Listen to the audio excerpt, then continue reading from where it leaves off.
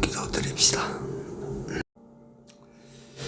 주의 은혜를 감사드립니다. 우리를 그리스도인 되게 하시고 이 세상에서 구별해서 거룩한 주의 손으로 이끌림을 받는 삶을 살게 하여 주신 이 크고 귀한 은혜를 진심으로 감사를 드립니다.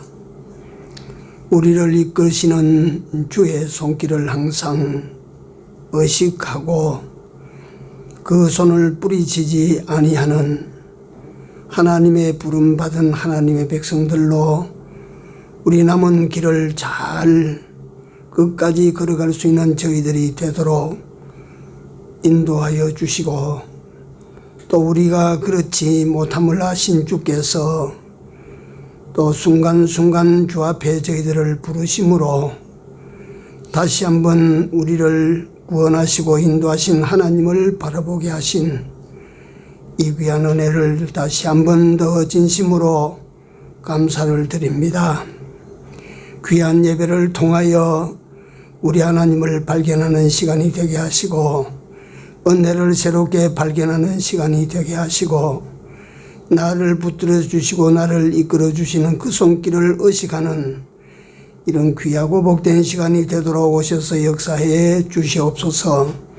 예배를 마칠 때까지 성령이 온전히 주장하여 주시기를 원하옵고, 아직도 미착한 권속들의 발걸음을 속히 인도하여 주시기를 또한 원하옵고, 우리를 구속하신 예수님 이름으로 기도 올리옵나이다. 아멘. 195장입니다.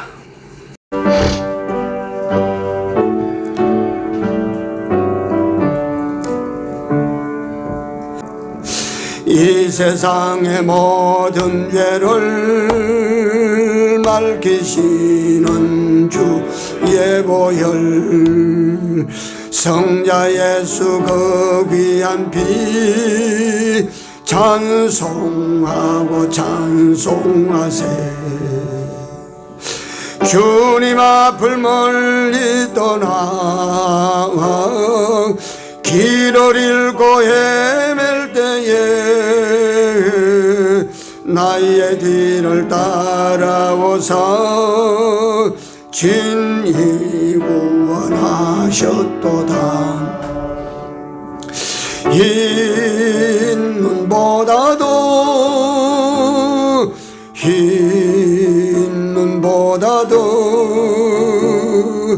주의 흘리신 보혈로 희게 씻어 주옵소서. 가시관을 쓰셨으니 피로 얼굴 물드셨네. 십자가에 모진 고통 나를 위해 당하셨네. 말로 형용할 수 없는 구세주의 구속하심,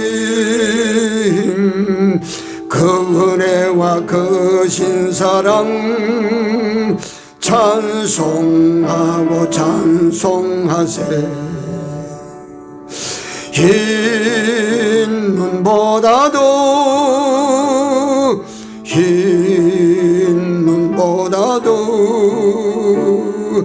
주의 흘리신 보혈로 희게 씻어 주옵소서. 아버지를 멀리 떠나 바른 길을 저버리고 여러 가지 죄악으로 주홍같이 되었으니 물 같은 것 가지고는 씻을 수가 아주 없네. 주여 주여 귀한 법의 피로 날 정결케 하옵소서. 흰 눈보다도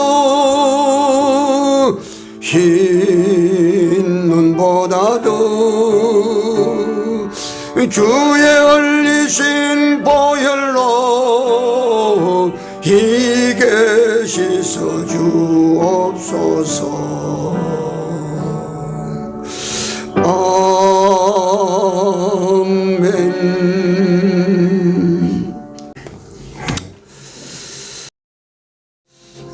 오늘 사도행전 한번 찾아보십시다. 사도행전 11장입니다. 사도행전 11장 19절부터 26절까지입니다.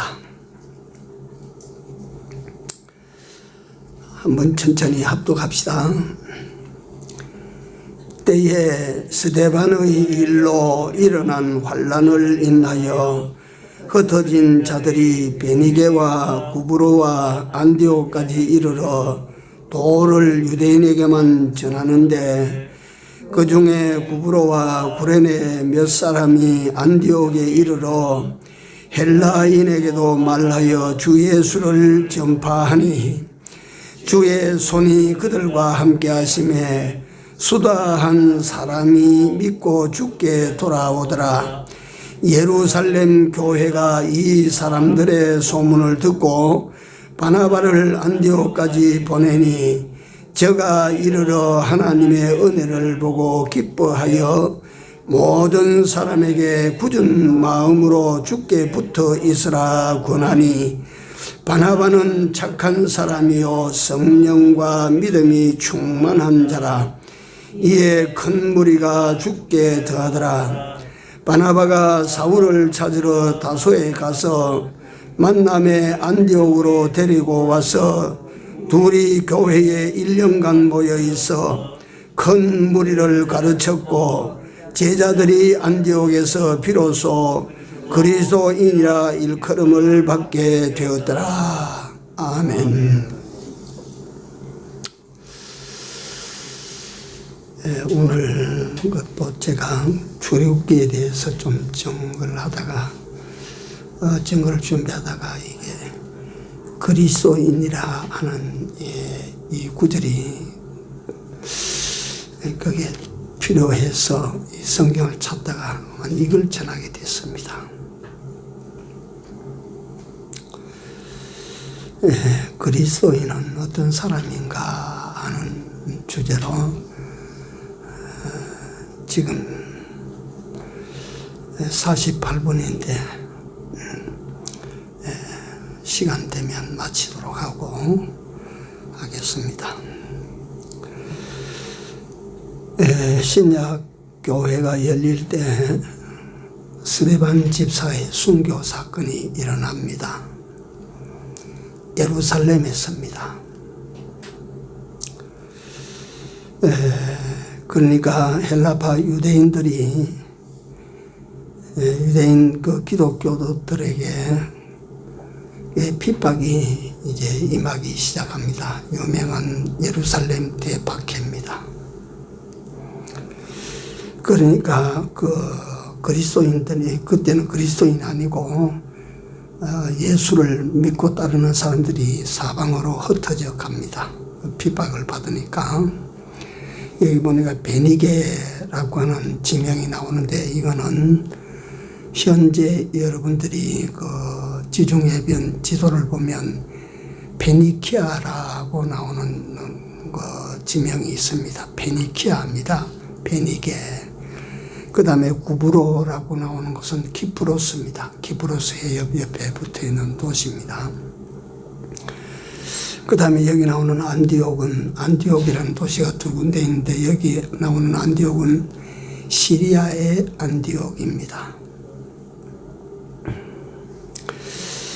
흩어진 사람들은 유대인들에게만 이래 복음을 전하고 있는데, 그들 중에 구브로나 구레네라고 하는 곳은 그 리비아, 지금 리비아 동부에 있는 기레네라고 하는 도시입니다. 요즘 도시로.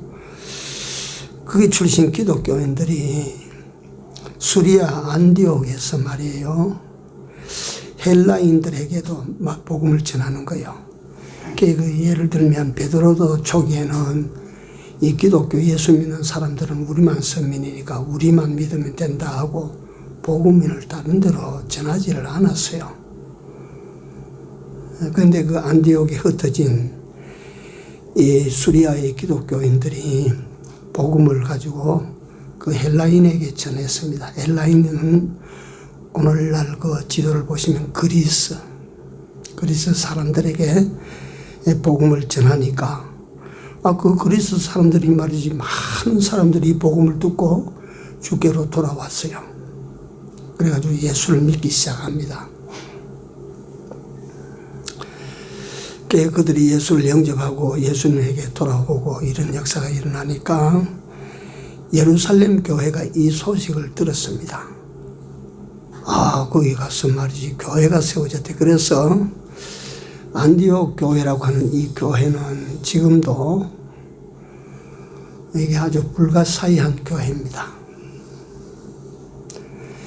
특별히 교회가 개척될 때마다 그 소아시아 전역의 모든 교회는 바울의 손을 거쳤다 할 만치 그 위대한 종이 한 바퀴 도니까 교회가 하나씩 서고 또 가니까 하나씩 서고 이렇게 섰는데 안디옥 교회는 그런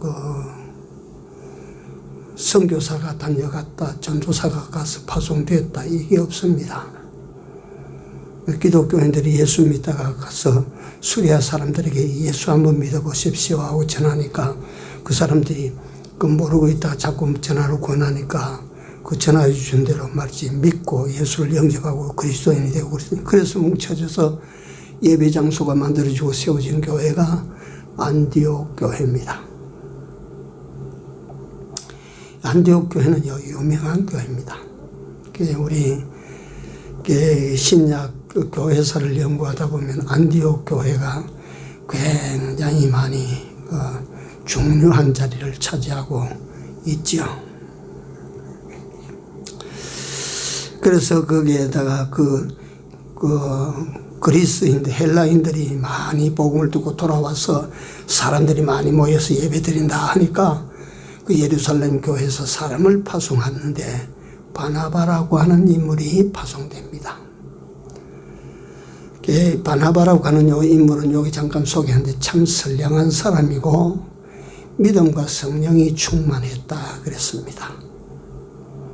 바나바는 이 사람이 참 온유하고 진실된 사람이었습니다.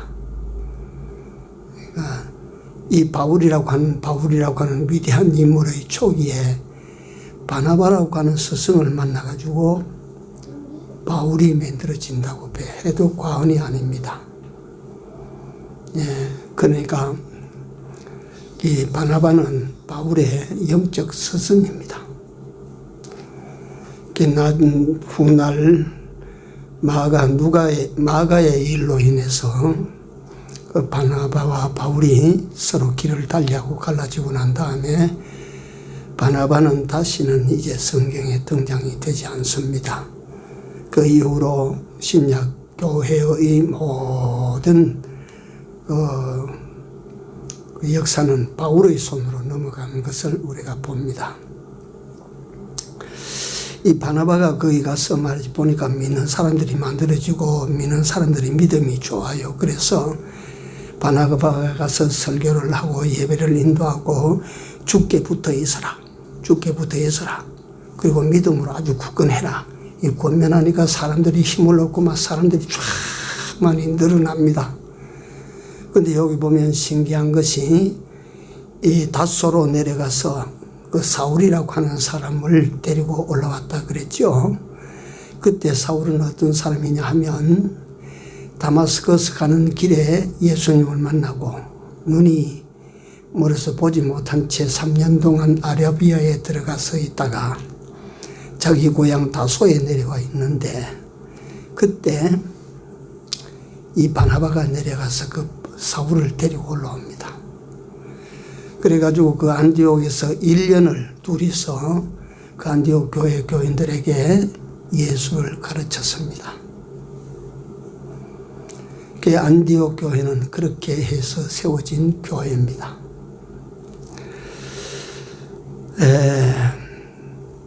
이때 많은 제자들이, 다시 말하면 바나바와 바울이 가르친 그 가르침을 받고 따르는 제자들이 많이 생겼다 이랬어요.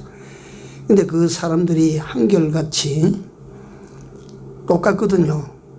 외모도 다 다르고 성씨도 다 다르고, 이건 김씨고 이건 박씨고 이건 이씨고. 그런데 예수 믿고 나니까 똑같아요. 사람들이 보니까 이도 그 사람 같고 저도 그 사람 같고, 이도 그렇게 살고 저도 그렇게 살고 똑같아요. 그래서 그들을 보는 안디옥에 있는 많은 믿지 아니하는 사람들이 믿는 사람들에게 이름을 붙여주었습니다. 뭐라고? 그리스도인이다. 그리스도인이라고 하는 것은 글자 그대로 참 그게 아주 우리가 받아들이기 합당한 이름인데, 그 당시에 그 안디옥에 사는 사람들이 그 예수를 믿는 사람들에게 그리스도인이라 이름을 붙일 때에는 대단히 혐오감을 가지고 천시 여기는 이름으로 불렀답니다. 저거 그리스도인이다. 그러니까 이제 우리나라로 말하면 우리나라 기독교 초기에 기독교가 들어왔을 때 그 예수 믿지 않은 사람들이 기독교인을 향하여 저 야소교인이다. 야소하는 사람이다. 예수쟁이다. 이래가지고 천시해서 불렀던 것과 같이 그들이 그리스도인이라고 하는 이름을 붙여줍니다. 그래서 오늘날 이 지상에 있는 많은 예수 믿는 사람들에게 공통적으로 붙여진 이름이 그리스도인입니다. 그 그리스도인의 이름은 누가 붙여주었느냐 하면 안디옥 지역의 안 믿는 사람들이 붙여준 이름입니다. 근데 그 이름이 지금 세계 기독교인들 공통적인 이름이 되는데 왜 그러냐 하면, 그 당시에 안디옥에서 불신 사람들이 예수 믿는 사람들을 보고 그 그리스도인이라 붙여준 혐오감을 섞어서 부른 그 이름들이, 그 이름으로 불림을 받은 안디옥 교회 성도들은 그걸 굉장히 자랑스럽게 여겼어요. 우리를 예수의 사람이란다. 저들이 우리를 볼 때 그렇게 보이는갑다.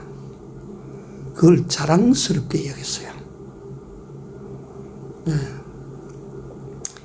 그러니까 그 이름이 이 사람들이 나중에 퍼져서 바나바를 필두로 해서 선교사가 거기서 막 수없이 파송이 됩니다. 참 나갑니다. 근데 다 무슨 이름으로 나갑니까? 그리스도인이라. 그 이름이 자랑스럽다 이 말이에요. 오늘 그러니까 우리는 사람들로부터 그리스도인이라고 하는 호칭을 받을 때 어떻게 들립니까? 그 수치스럽게 들리기까지는 안 한다고 해도 조금 부끄럽게 들릴 적은 없습니까? 저 그리스도쟁이에요, 일할 때.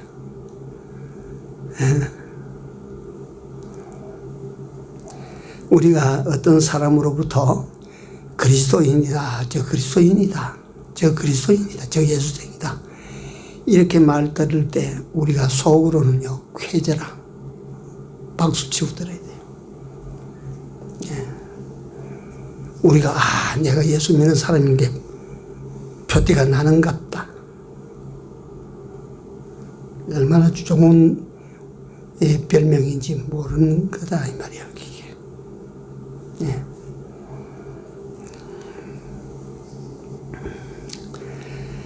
그러니까 그 안디옥 교회 교인들은 진실로 그렇게 이름을 불러줄 때 좋아서 그래 내가 그리스도인이야. 그러니까 다 그리스도인답게 사는 겁니다. 저 사람들이 나를 그리스도인으로 하는데 내가 이거 잘못 살면 안 된다 이 말이지. 예. 그래서 그리스도인이라고 하는 것을 뭐 학문적으로 지금 신학적으로 규명을 해드리려고 하는 것이 아닙니다.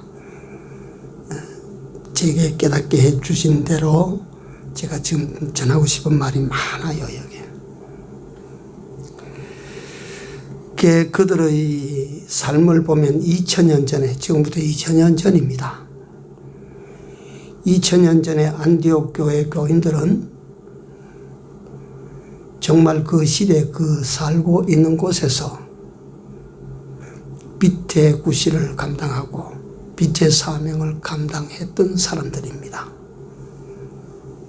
세상을 밝힌 사람들입니다.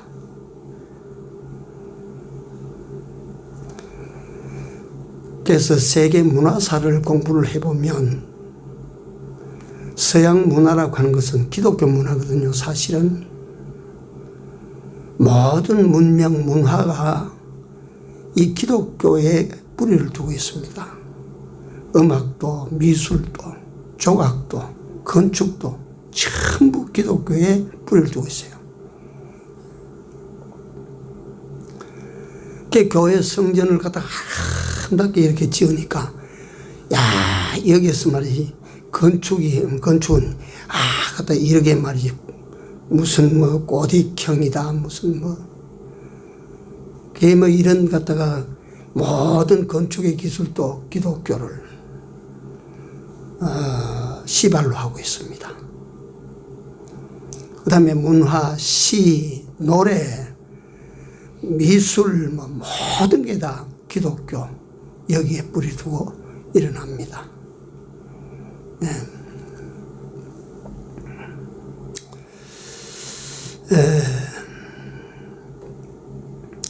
2000년 전에 안디옥 교회 성도들은 그같이 교회를 세우고 그같이 그들의 모든 그리스도인다움으로 세상에 빛을 밝히고 교회를 세워서 세상에 생명을 전하고 빛을 드러낸 이런 일들을 했다. 그러니까 그게 안디옥 교회에 속한 사람들은 어디 가면 막바로 예수 그리스도의 메신저들입니다. 가면 한 사람 한 사람 모두가 다 복음을 전하고 예수를 믿는 이 일을 전하고 그게 빛이 다른 게 아니지 않습니까? 예수께서 말씀하신 너희는 세상의 빛이라고 하셨는데 뭐가 어떤 사람이 빛입니까?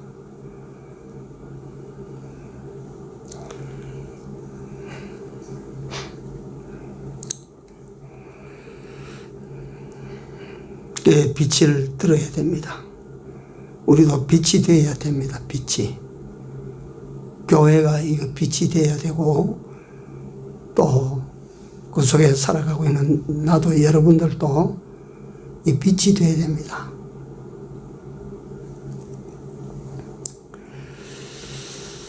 이 안디옥 교회는 앞서 말씀을 드렸는데 교회의 시조를 보면요, 성경에 보니까 이방인 고넬료 집에 하나님 예수께서 베드로를 그 고넬료 집으로 보내지요. 그래가지고 이스라엘 지경 내에서 고넬료는 이방인입니다. 이방인. 이스라엘 지경 내에서 이방인들을 위한 최초의 교회가 썼는데 그 교회가 이방인들을 위한 교회가 썼어요. 고넬료 집이 교회가 됐습니다. 그런데 안디옥 교회는 이스라엘 영 밖에, 이스라엘 국토 밖에서 이방인들을 위하여 세계에서 최초로 세워진 교회 안디옥 교회입니다. 그러니까 이방인들을 위하여 예루살렘 밖에서 이스라엘 밖에서 세워진 세계 최초의 교회 안디옥 교회.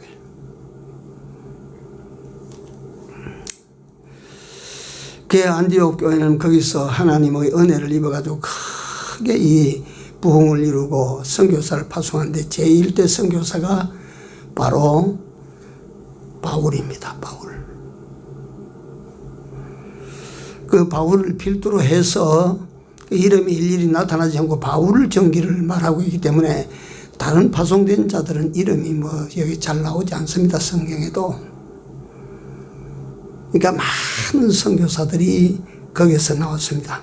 그래서 안디옥 교회는 이방 선교의 모태입니다. 모태. 그러니까 지금 말하자면 세계적인 기독교의 확산의 기점이 어디냐면 안디옥 교회입니다.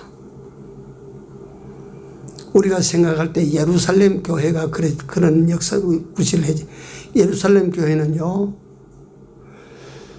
스데반 집사가 죽임을 당하고 초대 감독이었던 야고보 장로가 죽임을 당하고 그 다음에 사도 요한이 그 교회에 있다가 에베소로 떠나고 난 다음에 예루살렘 교회는 힘을 쓸 수가 없어졌어요. 그러니까 그 세계 선교의 모든 발원지가 안디옥이 됩니다. 안디옥 교회는 이같이 세상에 생명의 역사를 일으킨 교회요. 그 안디옥 교회 성도들의 삶은 구체적으로 오늘 다 말씀, 그 사람들이 어떻게 사는가 하는 것은 한마디로 보면 놀랍습니다. 다 곳곳에서 빛을 발하는, 빛이 나는 사람들이라. 흩어지면 어디 가도 빛이라, 빛. 빛의 역할을 잘 그렇게 해낸 안디옥 교회요, 안디옥 교회의 성도들. 참 오늘날 말이지. 그러니까 그 2000년 전에는 세상을 밝힌 교회와 세상을 밝힌 빛된 그리스도인들이 거기 살았는데 오늘날 이 지상 교회들은 말이요, 빛을 흐리는 교회들이라. 오늘날 이 지상의 그리스도인들은 빛을 가리는 성도, 교인들, 그리스도인들이라.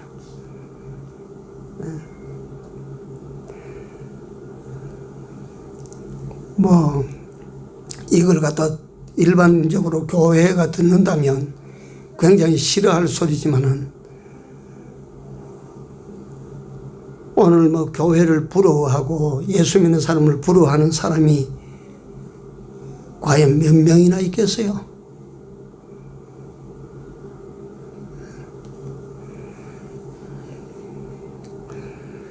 오늘날 그리스도인들은 그리스도인이란 어떤 사람인지 알지도 못해요.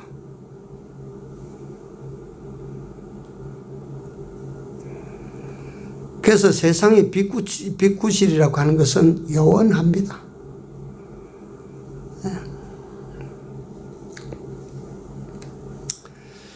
이 당시는 로마 제국 시대입니다. 그 일대 모든 전 지역들이 로마의 그 손아귀 아래 다 들어가 있었죠. 그런데 그 로마라는 나라가, 그 강대한 나라가 지중해변의 요 조그마한 이스라엘 나라 요거 여기서 일어난 기독교 생명운동 이걸 굉장히 혐오시하고, 왜냐하면 그 조그마한 나라에서 왕이 났다. 우리 왕은 하나님이다. 예수님이다. 이러고 떠들어사니까 그게 가소롭고, 그게 로마에서 보니까 그게 아주 싫지요. 뭐. 그러니까 그 로마라고 하는 그런 나라는 역사를 보면 이 패권 국가인 중동의 패권 국가들이나 몽골 제국이 평정했던 때나 중국이 저 한나라 때 말이 한무제 때 저 유럽 천지까지 쳐들어간 그때 정복하는 그런 사람들과 가장 로마는 신사입니다. 그래도 이 땅에 들어가면 그 땅의 풍속을 존중해 줬어요. 로마 왕권만 확립되면 그 땅에서 모든 사람들을 수용해 줬어요. 이게 로마라고 하는 제국이 역사상 가장 강대할 수 있었던 이유 중에 하나입니다. 그 사람들이 심정적으로 로마를 옹호하고 말이지. 그 손에서 독립하겠다 하는 그런 그 민족들이 그 생기지 않도록 그렇게 만들어 갔어요, 로마는. 그러니까 강대해지죠. 그 로마가 오로지 나라 하나요. 이스라엘 나라 이건 말이지. 로마에서 볼 때는 이게 별종이야, 이게. 그래서 큰 틀에서 그리스도인은 어떠냐면 세상이 볼 때는 별종입니다, 별종. 구별되는 사람들이야. 다시 말하면 그들과 다른 사람들입니다. 그러니까 계속 제가 설교 시간에도 말씀드리는 자의 입장에서 제가 말씀은 전가하고 있지만 나도 똑같아요. 세상의 사람들이 볼 때 내가 좋아하는 건 너도 좋아하고 내가 사랑하는 건 너도 사랑하고 내가 추구하는 걸 너도 추구하고 다시 말하면 가치관이 똑같고 삶의 방향이 똑같은데 네가 뭐가 다르냐? 이게 오늘날 교회가 되어 있습니다. 이게 오늘날 그리스도인들이 이 모양이 되어 있어요.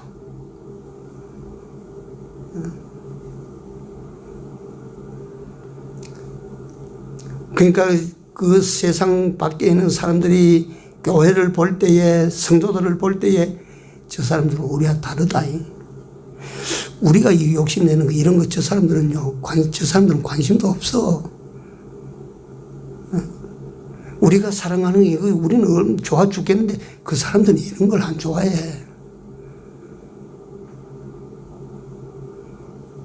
그럴 수 있어야 됩니다. 그런 모습을 가지고 세상에 비춰져야 됩니다. 아, 그렇게 사는 것이 있구나. 그렇게 살아도 멋지구나. 그게 참 사람은 그렇게 살아야 되겠네.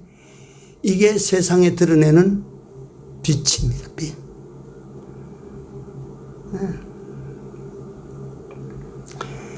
우리 예수 믿는 사람들은 이거 자각해야 됩니다. 그들과 우리는 삶이 달라요. 달라야 됩니다. 그러니까 예수님께서도 먹을 것 찾아다니고 마실 것 찾아다니고 입을 것 찾아다니는 현대로 말하면 그걸 좀 확대시키면 됩니다. 어떻게 하면 돈을 더 많이 쌓을까? 어떻게 하면 땅을 넓힐까? 하는 이것을 위하여 살지 말아라. 너희는 다르지 않니? 그 나라와 그 의를 위해서 살면 이건 다 내가 안다. 있어야 될 걸 내가 안다. 그래서 오늘 또 세상 사람들이 여러분들과 나를 볼 때 우리와 달라. 우리는 막 어떻게 하면 돈을 벌까 막 거기에 혈안을 지어서 사는데 저 사람들은 돈이 많이 벌리나 적게 벌리나 그거 별거 아니게 생각하는가 봐. 저 사람들은 돈 벌다가도 교회 쫓아가. 아, 저 사람들은 우리하고 달라. 그런데 나중에 보니까 삶을 보니까 그렇게 살아도 멋지게 살아. 그렇게 사는 사람들도 잘만 살아. 그렇게 살아도 말이지 그렇게 우리처럼 말이지 막 애 같아서 학원에 보내고 막 애 같아서 아이들을 기르려고 말이지 가정교사를 드리고 뭘 하고 안 그래도 아이들이 잘 공부 잘해. 이게 보여져야 이게 참 그들 눈에 보여져야 아 맞아 우리가 이렇게 살 일이 아니고 좀 인간답게 저 사람들처럼 그렇게 좀 살아봐야 되지 않겠어?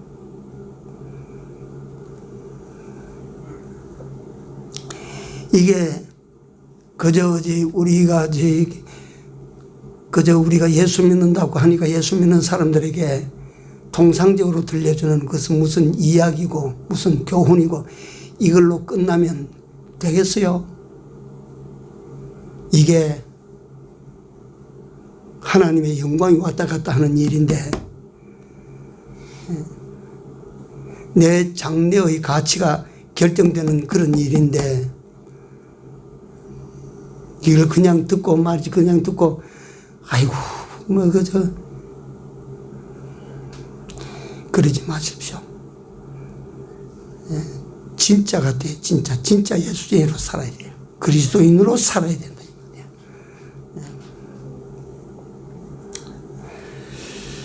그런데 그래 참 신기하지 않습니까? 그 거대한 로마 제국이 조그마한 이스라엘 나라를 핍박을 합니다. 막 때렸어요. 막.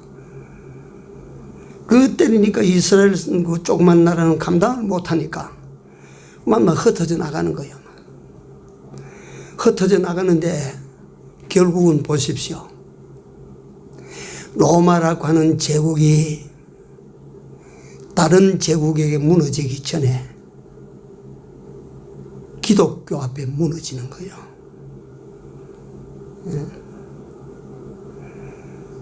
어떤 세력이 로마를 무릎 꿇게 만들겠어요?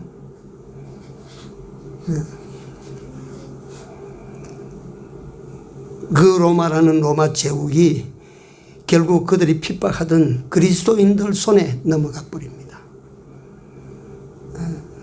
어떻습니까? 우리 진정한 그리스도인이 되면 이 같은 힘이 있어요.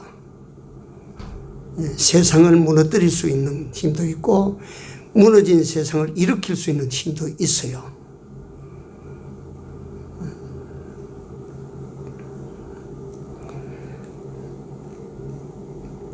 그 제국을 주 앞에 무릎을 꿇게 만든 그리스도인은 어떤 사람들이었나?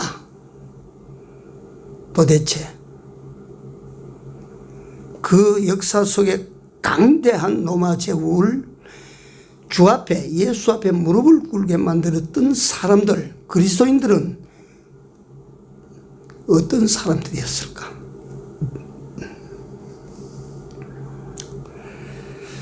그건 우리가 우선 아주 원천적인 다 아는 지식으로 먼저 말씀을 드리자면, 그리스도인은 그리스도의 이름과 아버지 하나님의 영광 아래 일어선 사람들이 그리스도인입니다. 그리스도인은 누군가 오늘도 예수 그리스도의 그 이름과 그 아버지 하나님의 영광, 이 영광 위에서 일어선 사람들이 그리스도인인 걸 알아야 됩니다. 이거 못하면 그리스도인 아닙니다. 예수 그리스도의 이름을 흐리게 하고 하나님의 영광을 가리우는 사람, 예수 그리스도의 그 이름과 하나님 아버지의 영광을 무시한 사람은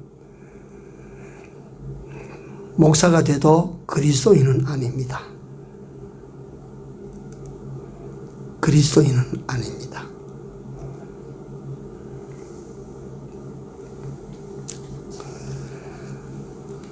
예수님이 오시기 전 주전 400년, 450년대 그 유대인들이 바벨론 포로살이해서 돌아올 그때입니다. 그들은요, 포로가 되어가서 살아도, 포로가 되어서 이방 땅에 가서 살아도, 그래서 에스라서, 느헤미야서를 꼭 한번 이거 읽어보십시오. 자세히 읽어보십시오. 그들은 포로가 되었지만 그들은 잊지 않았다. 포로가 되었지만 그들은 결코 잊지 않았다. 뭘?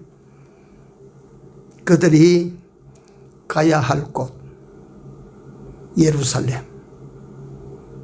잊지 않았어요. 그들은 포로가 되어가지고 가 있어도 먹을 것, 마실 것, 입을 것 이게 다 해결돼서 옛날 자기 고국 땅에 살 때보다 삶이 더 부유하고 편안해졌어요. 그래서 그 일부는 말이요, 바벨론 포로에서 귀국할 때 1차, 2차, 3차 귀국할 때 느헤미야가 마지막 3차 인솔자를 이끌고 넘어갑니다. 그 이후로는 안 넘어갔어요. 다시 말하면 그 다음에 많은 사람들은 바벨론 땅에 그냥 거기에 그만 머물러 버렸어요. 왜 그럽니까? 먹고 사는 게 거기가 더 편하고 좋아. 이스라엘 사람들은 잘 살았어요. 그렇지만은 그들은요, 돌아갈 곳을 잊지 않았습니다. 우리나라가 저기 있다, 저기. 우리는 저리로 돌아가야 된다.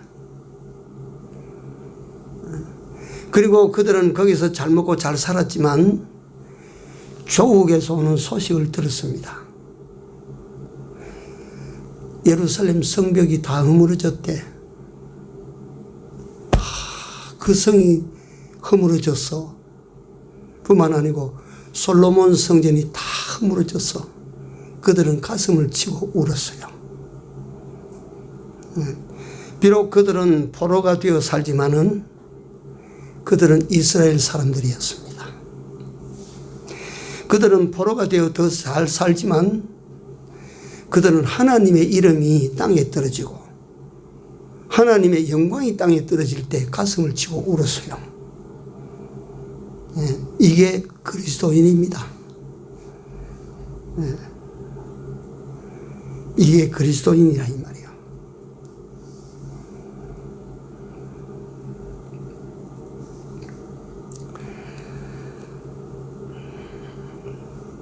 물론 이건 예수님이 오시기 전 450년대의 역사지만은 그들은 그같이 하나님과 하나님의 성전, 하나님의 도성 이것과 함께 자기를 생각했어요. 그것이 무너질 때 내가 무너지는 것 같고 그것이 쓰러지면 내가 쓰러지는 것 같아서 이게 그리스도인이야. 예수의 이름이 어디 가서 실추되고 교회가 욕을 얻어먹을 때 가슴이 그렇게 아픕니까? 눈물이 납니까?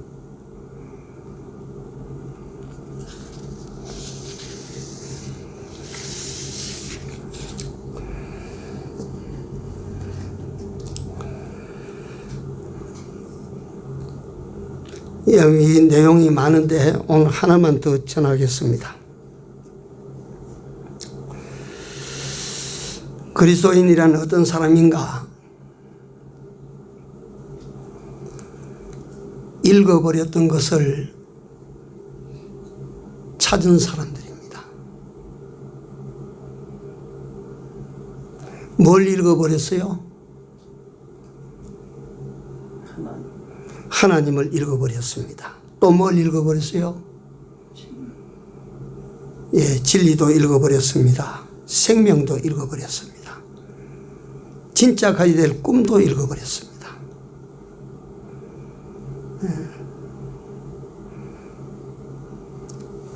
내 아버지 집도 잊어버렸습니다.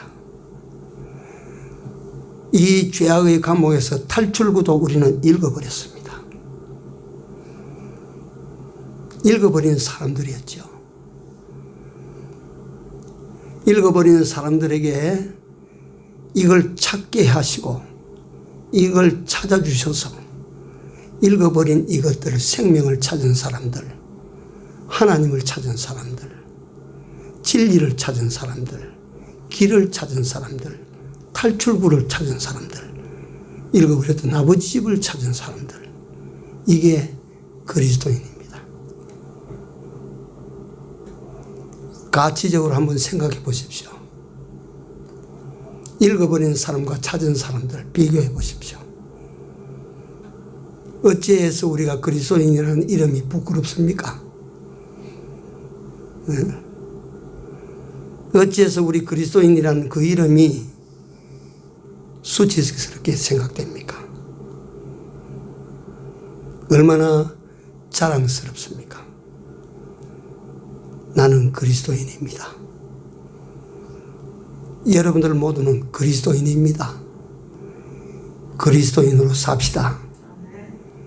그리스도인으로 세상에 보여져야 됩니다. 그래야 우리는 예수님께서 당부하신 빛일 수 있습니다. 이런 교회가 되고, 이런 내가 되고 여러분들이 되고, 이런 여러분들의 집이 되었으면 좋겠습니다. 기도합시다.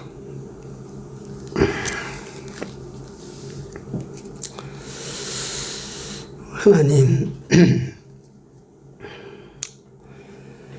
안디옥에서 세상인으로부터 불리워졌던 호칭 그리스도인, 그들은 멸시하여 불렀지만 그 이름으로 불리웠던 안디옥 성도들은 그지없이 그 이름으로 불림을 자랑스럽게 여기고 그걸 가슴 뿌듯하게 여겨서 어디로 가든지 그리스도인 됨을 자랑하며 증거하며, 그래서 그 교회를 흥왕케 만들고, 그래서 세상을 향하여 복음을 들고 쫓아나가 갔던 역사를 오늘 저녁에 봤습니다. 하나님께서 오늘 이 땅을 살아가는 그리스도인 되게 하신 저희들이 과연 이 이름의 사람으로 사는지, 이 이름으로 불리움을 자랑스럽게 여기는지 생각하는 시간 주심을 고맙습니다. 우리로 하여금 이 이름의 자부심을 가지고 세상에 나아가서 자랑스럽게 자랑하고 살아가는 시대의 그리스도인들이 다 되도록 주의 성령과 진리로 인도해 주시고 지켜 주시옵소서. 교회가 빛을 내고 속한 주의 백성들이 어디로 가든지 빛을 발해서 어둠의 세상이 빛 가운데로 돌아오는 역사가 일어나도록 함께하여 주시옵소서. 예수님 이름으로 기도 올리옵나이다. 아멘.